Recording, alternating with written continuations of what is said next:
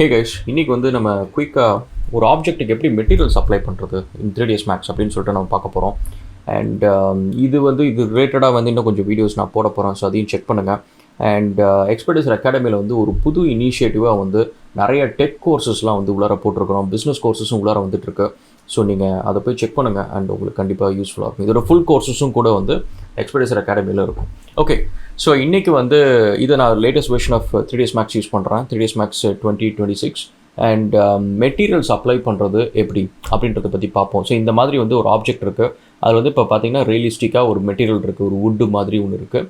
So இதை நீங்கள் apply பண்ண எப்படி பண்ணலாம். இது ஆக்சுவலி நம்ம பம்ப் மேப் அதெல்லாம் நம்ம எதுவும் பண்ணலை, ஜஸ்ட் சிம்பிளாக இப்போ ஒன்று பண்ணியிருக்கோம். ஸோ எப்படி பண்ணுறது அப்படின்னு பார்ப்போம்.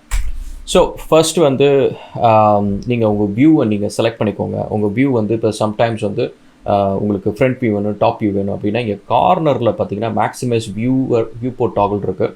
அதை நீங்கள் கிளிக் பண்ணிங்கன்னா உங்களுக்கு இந்தமாரி எல்லா வியூவும் வந்துடும். உங்களுக்கு எந்த வியூ உள்ளார போய் உங்களுக்கு ஒர்க் பண்ணணுமோ அதுக்குள்ளார போயிட்டு திரும்ப அதை கிளிக் பண்ணிங்கன்னா அந்த வியூக்குள்ளார போய்டும். இல்லைனா ஆல்டர்னேட்டாக வந்து Alt+W அதை கிளிக் பண்ணிங்கன்னா உங்களுக்கு வந்து இந்த pretty much இந்த பேக் வியூ வந்துடும். அண்ட் திரும்ப நீங்கள் Alt+W கிளிக் பண்ணிங்கன்னா அந்த வியூக்குள்ளார போய்டும்.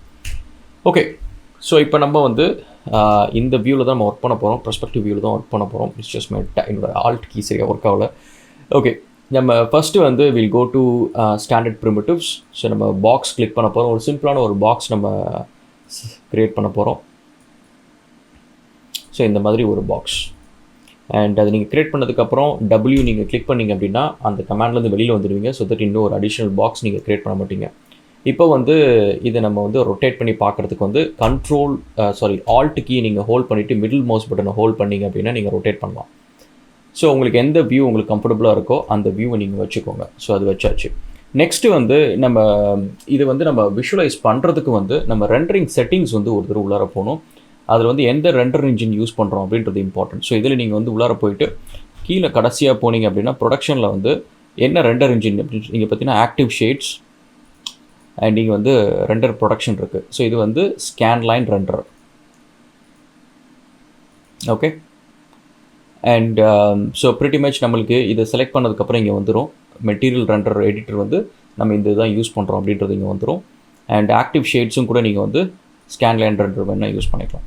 ஓகே, அண்ட் இதை நம்ம கிளிக் பண்ணதுக்கப்புறம் இந்த செட்டிங்ஸ் எல்லாம் ஓகே.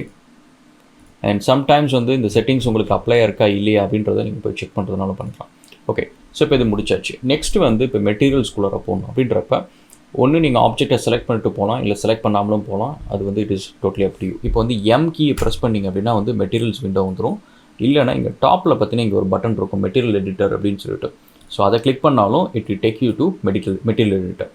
ஸோ இதில் நீங்கள் வந்து எந்த ஆப்ஜெக்ட் நீங்கள் செலக்ட் பண்ணியிருக்கீங்க அப்படின்றத பார்க்குறதுக்கு வந்து நீங்கள் ஹோல்ட் பண்ணி ட்ராக் பண்ணிங்கன்னா உங்களுக்கு இந்தமாரி ட்ரான்ஸ்பரன்சி ஆக்டிவேட் ஆகும். ஸோ பின்னாடி இருக்கிற ஆப்ஜெக்ட் வந்து உங்களுக்கு கண்ணுக்கு தெரியும்.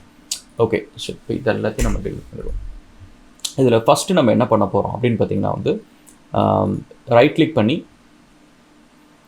இங்கே வந்து materials, scanline and standard legacy. So இதை கிளிக் பண்ண உடனே இங்கே வந்து உங்களுக்கு ஒன்று வந்துடும். ஸோ ப்ரிட்டி மச் இதுக்குள்ளார தான் நம்ம வந்து இந்த மெட்டீரியலுக்கான ஸ்பெசிஃபிகேஷன் எல்லாம் உள்ளார தான் போட போகிறோம். இப்போ இதுக்குள்ளார என்ன பண்ண போகிறோம் அப்படின்னு பார்த்தீங்கன்னா ரைட் கிளிக் பண்ணி இன்னொரு தடவை போங்க. இதில் வந்து மேப்ஸு அண்ட் ஜென்ரல், இதில் வந்து பிட் மேப் இருக்கும். இதில் நம்ம வந்து ஒரு பிட் மேப் ஃபைல் நம்ம வச்சுருக்கிறோம். லெட்ஸ் இது நீங்கள் வந்து ஆன்லைனில் கூகுளில் எது வேணாலும் எடுத்துக்கலாம். சும்மா ஒரு வுட்டு மாதிரியோ மார்பிள் மாதிரியோ டைல் மாதிரியோ எது வேணாலும் எடுத்துக்கலாம். இப்போ நம்ம வுட்டுன்னு ஒன்று எடுத்துக்கிறோம். இது வந்து கொஞ்சம் ஹை ரெசல்யூஷன் எடுத்துக்கிட்டிங்க அப்படின்னா அங்கே மெட்டீரியல் அப்ளை பண்ணதுக்கப்புறம் பார்க்குறதுக்கு நல்லாயிருக்கும். So click open. So material உள்ளார வந்துடுச்சு. இங்கே நீங்கள் பார்த்தீங்கன்னா சின்னதாக ஒரு பட்டன் மாதிரி இருக்குது. அதை நீங்கள் செலக்ட் பண்ணி இங்கே வந்து டிஃப்யூஸ் கலர் அப்படின்னு சொல்லி நீங்கள் போட்டுருவோம். ஸோ இப்போ போட்டாச்சு. இப்போ இந்த மெட்டீரியல் வந்து இங்கே நம்ம அப்ளை பண்ணணும். ஸோ அதுக்கு என்ன பண்ணலாம் அப்படின்னு பார்த்தீங்கன்னா இங்கே வந்து ஒரு பட்டன் இருக்குது, அசைன் மெட்டீரியல் டு செலெக்ஷன் அப்படின்னு சொல்லிட்டு.